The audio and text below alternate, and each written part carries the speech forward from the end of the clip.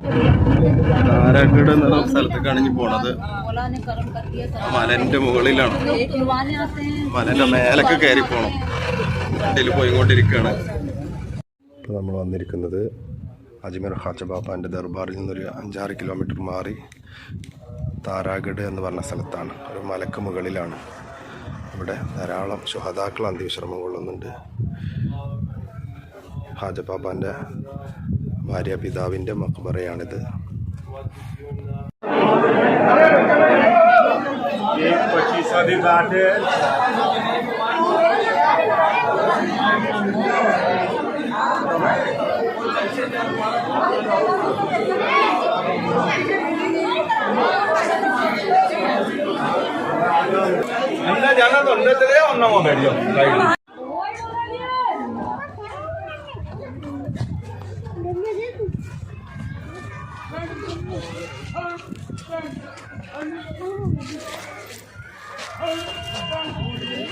അൽഹംദുലില്ലാ, അവിടെ നോക്കുമ്പോൾ വളരെ മനോഹരമായിട്ടുള്ള കാഴ്ചകളാണ്. അജ്മീറാണ് താഴത്ത് കാണുന്നത്. വലിയൊരു മലൻ്റെ മുകളിലേക്കാണ് ഇപ്പോൾ വന്നിട്ടുള്ളത്. താരാഗഡ് എന്ന് പറയും.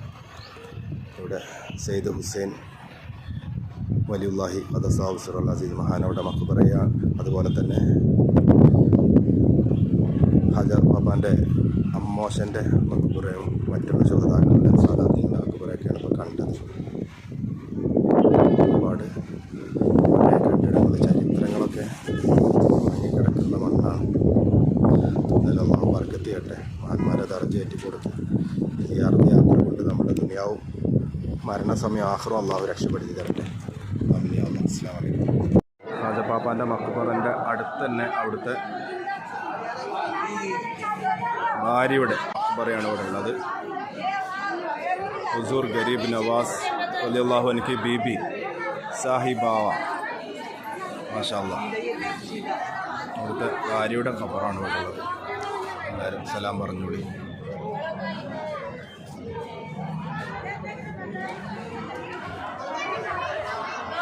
അല്ലാഹു ദർജയേറ്റി കൊടുക്കട്ടെ. ആമീൻ യാ അല്ലാഹ്.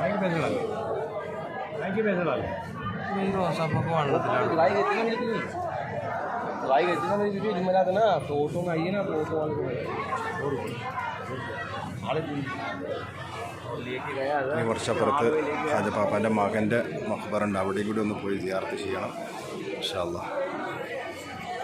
ഖാജ ബാബാൻ്റെ തൊട്ടടുത്ത് തന്നെയാണ് അവിടുത്തെ ഭാര്യയുടെയും അതുപോലെ മകൻ്റെ ചെറിയ മകൻ്റെ മഖ്ബറ സിയാറത്ത് ചെയ്യാനാണ് ഇന്നിപ്പോൾ പോകുന്നത് ഇൻഷാ അല്ലാഹ്. ഇതിൻ്റെ അകത്താണ് ഖാജ ബാബാൻ്റെ ചെറിയ മകൻ്റെ മഖ്ബറ സ്ഥിതി ചെയ്യുന്നത്. അസ്സലാമു അലൈക്കും യാ വലിയുല്ലാഹ്.